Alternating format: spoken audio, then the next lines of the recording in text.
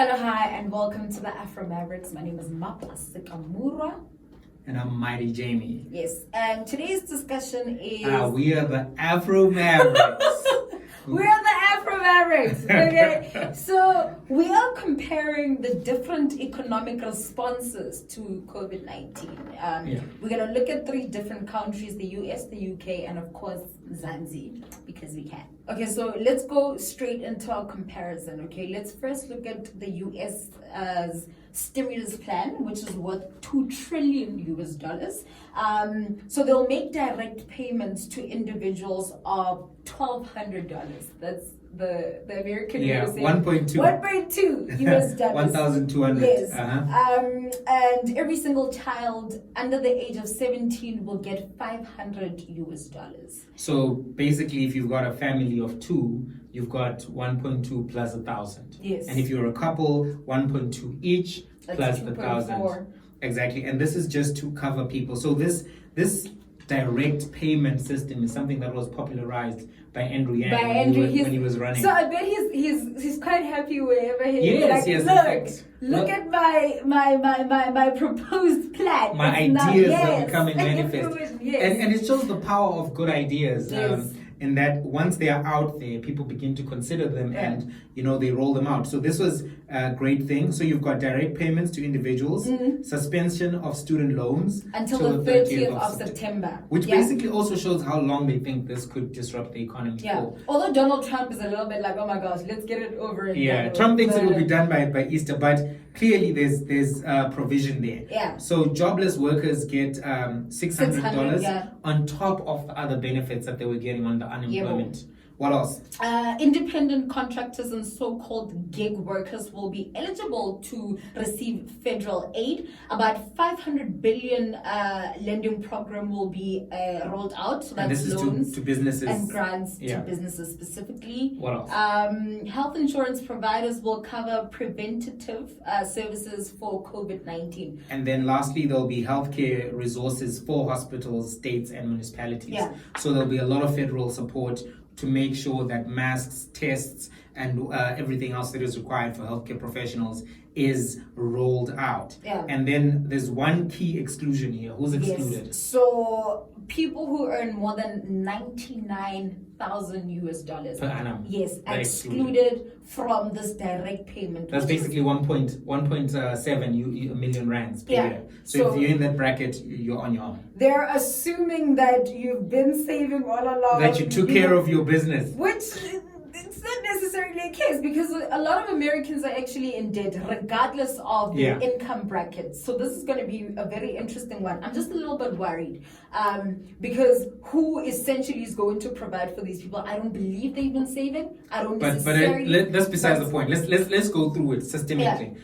Is this a good or a bad economic aid package in your assessment? Look, very briefly, I think it is. It's good. Just from Andrew Yang's perspective, I think the fact that they put in money directly in the hands of Americans, that is phenomenal. And this is, I think, out of all of them, is a less classist response to COVID-19, because we're saying Americans, and we didn't discuss the size. It's $2 trillion US yes, that will be provided. We did say already. All right, okay.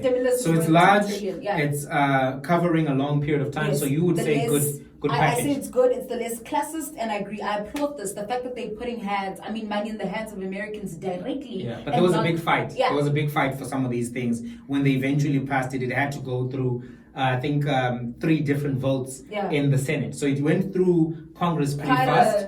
Lots of fights in Senate around, especially this 500 billion lending program. There were concerns that Trump would benefit his hotels, and also that there wasn't enough oversight as to who will get the money. My thoughts on it are just that it's a good package.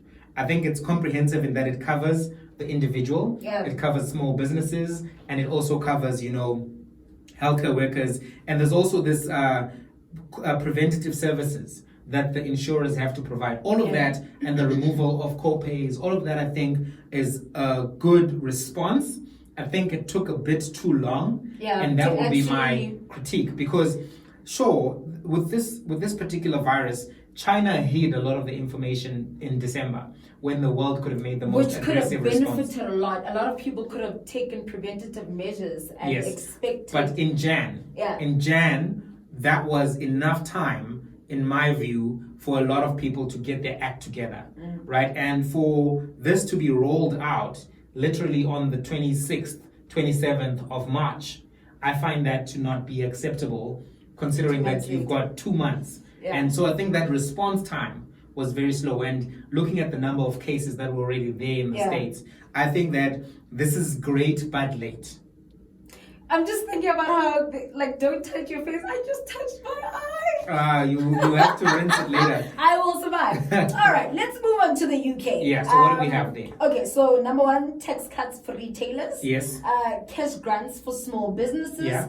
A mandate to provide sick pay for people who need to self-isolate and a subsidy to cover the cost of sick pay for small businesses. Yeah. They will also expand access to government benefits for self-employed and unemployed people. Yes, so that was the first batch of reforms announced. On the 11th of March. And then there was a second batch. What were on those? The 17th. So $379 billion in business loan guarantees and $23 billion in business tax cuts and grant funding to businesses hit the worst by the virus. Such as retail, hotels, airlines, right? Because those are all. So what's your take on this? Good, bad, or in between?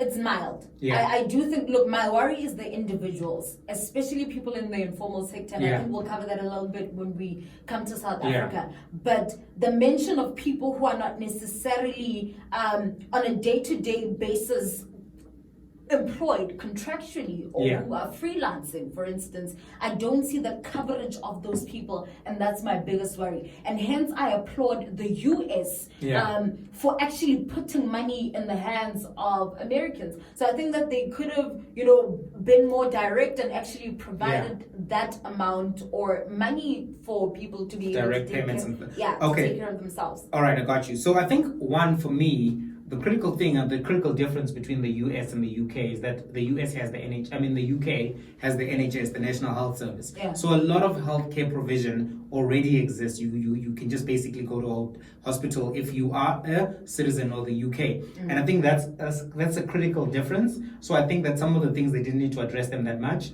And their challenge is going to be managing how many people are in ICU as opposed to general population, because you don't want ICU to become overwhelmed so that people who are not COVID ICU people can't access it as well as making sure that you've got enough people with ICU requirements, getting ventilators, etc., etc. I even forgot that there are people suffering from other things. Yes, and this is what led to an accelerated death rate in Italy as well, because when you start having only COVID overflooding the ICU, it compromises other people who also require ICU. Then you've got to separate the people who require ICU in general from the respiratory ICU. So that's one. So what would I say about the UK response? I would say it's good. I think they still did a lot of the things they needed to do. There was a lot of opacity around self-employed people and around people who were still having to go to work, even though they were not necessarily essential because they were not covered. And that was discussed a few times in the Prime Minister's questions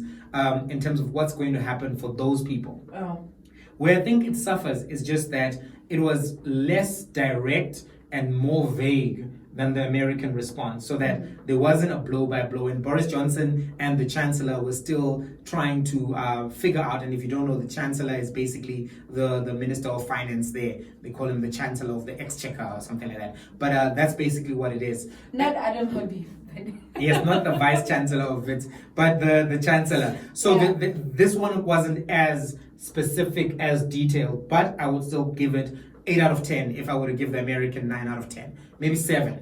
So just to give you a context of where I find that to be. Now, the interesting thing with both of these responses is that they really are relying on quantitative easing. Yeah. So quantitative easing is basically printing of money. You control the printing of money, but reserve banks never like to say we're printing money. So they use a fancy phrase, economic term, quantitative easing, where they are easing the quantity of liquidity in the economy. And basically, it's not necessarily the printing per se, but the digital extension of how much money exists in the digital system. Yeah. So that's what is happening here. And there's been a lot of criticism for South Africa that why can't the Reserve and we'll come to South Africa right now. But I just want you to understand that one of the reasons why they can do this is there's more control of the reserve banks, and there's less pushback.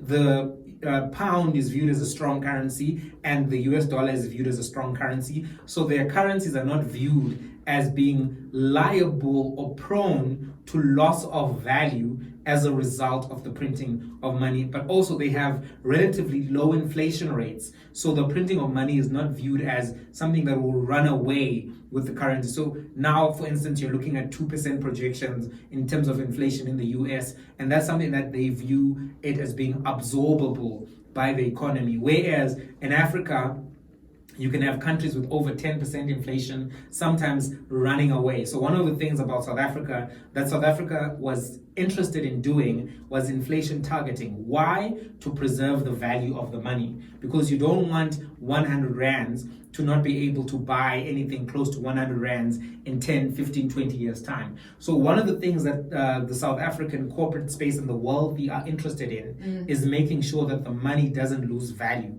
That's why they are not kind to the idea of a reserve bank being nationalized, because they view that as being a loss of control, but also that they could be a relaxing of inflation targeting, a relaxation of how much money supply is in circulation, which then means if you have old money, your old money gets devalued by all of the new money coming in, and then it's not worth what it used to be worth, and then it can't buy what it can buy in the international market. So that's some of the behind the scenes money supply dynamics which exist in South Africa. But let's look now at the South African response. What do we have? Okay, so in terms of direct employees, right? Yeah, direct to employees. Yes, direct to employees. The relief that will exist, Yes, so employees will be able to receive a wage payment through the Temporary Employee Relief Scheme, right, which will enable companies to be able to pay that out. And to avoid retrenchment. Yes, to avoid retrenchment. So you've got large companies who are closing down, taking responsibility for the employees. But before we go on that one, this one was interesting because the president said it, but he didn't mandate it. He said that we expect large companies to take care and be responsible for their employees. So it's an expectation. Yes, but what's been happening is that some companies have used the loophole, because it wasn't mandated in law, to say that the coronavirus lockdown is a supervening circumstance which suspends the employment contract. So therefore they don't have an obligation to pay. And that's something that we must keep in mind, is that even though there was an expectation that they would continue to pay all of their workers, some companies which are large and not small to medium have opted out of paying their employees, which does create a problem. So essentially don't suggest things. Yes, that's one of the issues with the suggestions around this particular issue. But go ahead, continue. So there is this National Disaster Benefit Fund that will be able to pay workers who are laid off, which is quite interesting. Just to go back a little bit in light of the expectation of government, I saw a tweet earlier on. Someone saying, look, the way that the certain two ministers, I want to mention them by name, the way that they are coming forth and saying this is the law and everyone must submit to it has an autocratic feel to it. But it's like, when you're in a situation like this, do we expect ministers to be toying with our emotions and to sort of be fluffing us and say, you sort of kind of follow these, we're suggesting that you do. So I got you. It's an extreme case, and we don't need them to be massaging our feelings. They really need to be. To comment on that, I think for me, some of the ministers were over enthusiastic in exercising force. It's the first time. No, but it's a once off, right? So it's not like we are hoping for this kind of a thing all the time. But what I want to say is that there is a bit of an issue when you are overly threatening. I think that it's clear to say this will be allowed, this won't be allowed, this will be allowed, this won't be allowed. There's no need for extra stuff to make it look like you are over enthusiastic about being a disciplinarian, which is what some ministers exhibited. On the other hand, you've got people who are suggesting which I find to be different. Especially if the president is suggesting, exactly. then no one actually follows it. Because it's a suggestion, it's a recommendation. Exactly. Even if you mean that, guys, you need to do this, it's very important to say, guys, you need to do this at those particular times, because companies, lawyers, everybody will be looking for loopholes, exceptions, ways to get their clients out of obligations, because sometimes, unfortunately, companies are looking to preserve their own interests and their margins. So if you say, I suggest you do this, even though you really mean, guys, do this, but you're saying it because your style is to be a soft speaker, but mean strong things. That's not even being, you can be a soft speaker, but at the same time say this is mandatory. It's exactly. And that's where so explain how the fund, what happens with the fund, this disaster fund. Okay, so people will be paid the minimum wage, which is 3.5. 3.5. So if you get laid off and then you need to now pay you'll get paid the 3.5 using this fund. Exactly. Okay, so that's direct to employee money. Which is, I'm going to say this is quite interesting, because actually it's Russia is doing a similar thing where they actually ensuring that unemployment benefits are actually at the minimum wage level. Which is quite, assuming that minimum wage is quite a good thing. But all right, so 3.5 if you're laid off. So tax relief to employers, what do we have? So because we've looked at direct cash to the employee. What's the tax relief for employers? Okay, so there will be a tax subsidy of 500 rands per month for the next coming 4 months. Private sector employees earning below 6.5. So there's going to be an addition of 500 rands if you're making under 6.5. Exactly. Okay, what else? So this helps over 4 million workers. SARS will also... Are you okay? Excuse me, I'm just doing sorry, go ahead, continue. You're excused. So SARS will also work towards accelerating the payment of employment tax incentive reimbursements from twice a year to monthly to get cash into the hands of compliant. My bad. It looked like a complaint. Compliant. I mean, I'm just like. All right, so we've got 2 interventions. Right now we've got 500 per month from the employment tax incentive. We've got money that is going to be allocated from SARS from the payment of employment tax reimbursements. And then what's the third thing? Tax compliant businesses, right? Yeah. With a turnover of over 50 million rands will be allowed to delay. Of less than, excuse me. Yeah. Read your notes properly, dog. I'm just like, okay, where's the teleprompter? We need a teleprompter. We'll get a teleprompter. So, but for now, so what's happening there? Of less than 50 million rands will be allowed to delay 20% of their pay as you earn liabilities over the next 4 months. Yeah. That's quite an interesting. So, and this is supposed to assist 75,000 small and medium enterprises. Yeah. Okay. So let me go to the small business specific support. You've got the Department of Small Business Development will make 500 million available to assist small and medium businesses. Yeah. So 500 million rands allocated. Number 2, the IDC, which is the Industrial Development Corporation, put a package together of 3 billion for industrial funding. Yeah. Number 3, the Department of Tourism has made 200 million available to assist SMEs, small to medium enterprises within the tourism sector. And then the banking sector has been given, the Competition Act has been suspended, and they can collaborate to come up with packages. So this is the overall economic relief that exists for South Africa. So now, where do you place the South African economic relief? Good, bad, in between, and why? Look, it's quite a good one. It's reflective of actually what's happening in the world, and I guess that's why the president was consulting so much. I do think that initially everyone was like, "Where is he? Where is it?" I think his response compared to Donald Trump giving people literally coming out every day and speaking to the people every day, I think I prefer the Cyril Ramaphosa response to it. Yes, he should have consulted. He did consult, which is absolutely perfect, and he was able to sort of get a stimulus package or a plan that is reflective to what the rest of the world is doing. My number one critique, however, is the fact that, again, informal traders, the people on the streets, the people selling the tamati, spinach, and whatever, they're not mentioned in here. So, but this package actually excludes them more than the other ones, because the unemployment systems in the UK, etc., are better. So this is the most classist plan out of all of them. And you still say it's good? It's no.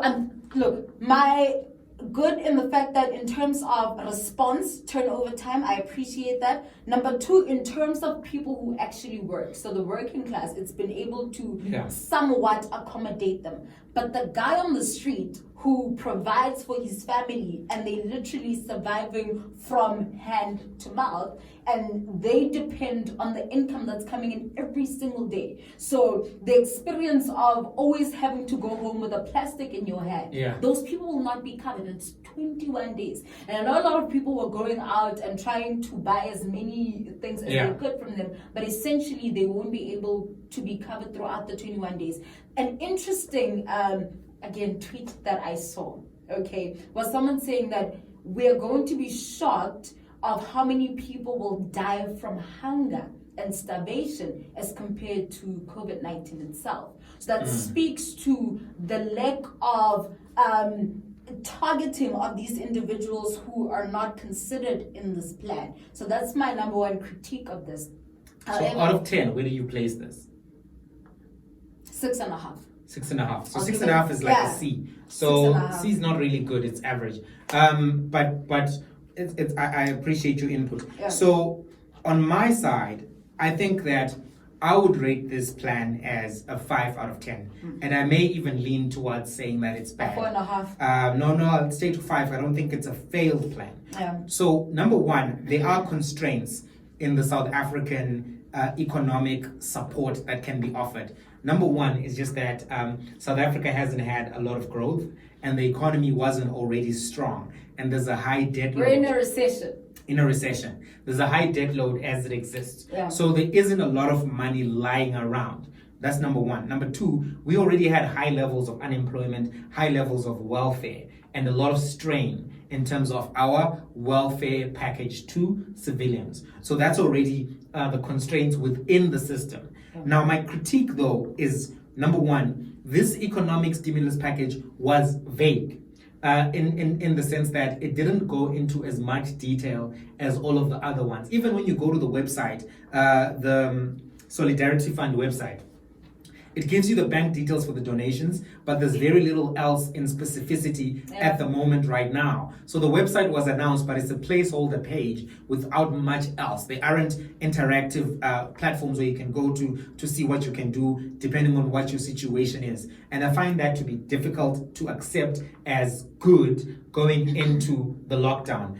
So vague is one. But Number that's two, the South African way of doing things. but it's not sufficient, because you know what they say, the devil is in the details, but I'll also say the angel. So the devil and the angels are in the details. If you don't have details, it just shows that your meal is not yet fully cooked, and that's a problem in and of itself. So that's number one. Number two is I think that there was serious disregard for the middle class and the poor consumer. What do I mean by this? I mean, if you look at the things that are going to really adversely affect the middle class, which is the largest tax-paying bracket in South Africa, it's car payments, it's rent payments, and also mortgage payments, that kind of things.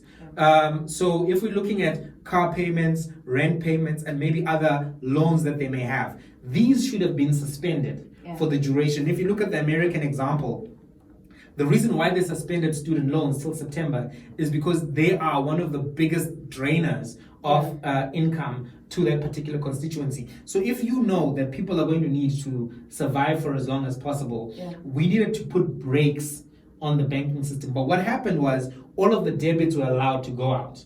And then if there were people who had to do car payments, loans, etc., those people are not necessarily going to have a lot of income available to them to make payments and to maybe get treatment if they have an instance of COVID in their household. And I find that failure to do that. So everyone who was taken care of, small businesses were taken care of to an extent, the working class to an extent, but I think that suspending the major loan payments or making sure that the state through quantitative easing, covers the banks for these payments while giving the middle class and the working class immediate relief so that they have access to funds. It's not like people are going to sign cell phone contracts in the middle of a COVID crisis. Are you sure? Yeah, because everything that is non-essential is shut down. So you're physically impeded from being able to do that. But you do want to have money for the masks, the gloves, the sanitizers, the soaps, food, right? If you have a large family, an extended family, if you have to send support home, the fact that this was not taken care of specifically bothers me. It looks like banks were taken care of, companies were taken care of, but civilians were not taken care of. So a lot of people were excluded. And lastly, I would say that one of the issues here is that there wasn't a lot of use of the Reserve Bank as a tool to create economic support because of all of these concerns around inflation and making sure the money doesn't lose its value. But I think that it's important to take care of civilians first and make sure that they have enough of an economic runway. And also not being direct and mandating companies not to escape. A lot of companies, I can tell you now, did not pay people their salaries. And that's a problem because now these people at the last minute on the 25th, and some of them will find out on the 30th when things are closed, that they're not going to get money. They're not getting paid. And now they have to run around trying to find ways to, maybe get money for rent, etc., etc. So not being able to take care of people at that level, I find it to have been something that I was wanting in the presidential economic stimulus that was announced. This is why some people were saying, where's Tito Mbeweni? Why is he silent? But where is he? Because they were hearing from all of the other ministers. Except for him. Except from the Minister of Finance, and that's a problem. It's very possible that by the time this comes out, he would have said something. So well, at the time of recording, there was no announcement. But even that's an issue. Whenever you watch this, the fact that we went into the lockdown without the Minister of Finance having addressed what the economic plan is from Treasury, that was not something that I think is good. So the UK was slower, but I think that a failure to have a comprehensive and cohesive package going into the lockdown. Which one would you say is your favorite? So I would say that of all of the packages available, the US had the best one, and then South Africa had the 5 out of 10 one. So if I were to give marks, I would say US 9 out of 10, UK 7 out of 10, South Africa 5 out of 10. But I am aware that there are constraints in the African economy that don't exist in the US, that don't exist in the UK. The UK has a strong economy, low debt load. The US has a high debt load, but they have the currency which dominates the world, and they can get away because they are also the largest economy and they have a large market with disposable income. So they have a little bit more wiggle room than South Africa would have. Having said that, however, I think that the best that was done was possibly done. But I don't think that the best that was done was good enough. I think that we needed to see a little bit more aggressive economic stimulus than what we saw, considering the baseline of the South African employee, right? Because not most of them, the middle class is sizable and it funds the economy, but a lot of people are out of that middle class. And we'll have to wait and see whether these measures will even be effectively rolled out. So I think that's where I'm at. I'm hopeful that this doesn't drag on for too long because we may need to see at the end of April what happens, because we've seen what happened at the end of March. But if this goes to month end April, then what? That'll be interesting, but I think you've pretty much said everything. All right, okay. So let's park it there. Thanks so much for watching. If you haven't already subscribed, please subscribe. It's going to be in the vicinities of the things. So please subscribe, like, comment, share. Let's have a conversation. We'll read all the comments. We can continue this conversation. If you have a totally different opinion to ours, that's also great. Share it with us. Let's continue to have this conversation on Twitter, on Facebook, on YouTube. It's been lit. It's been great. Till the next one. Peace.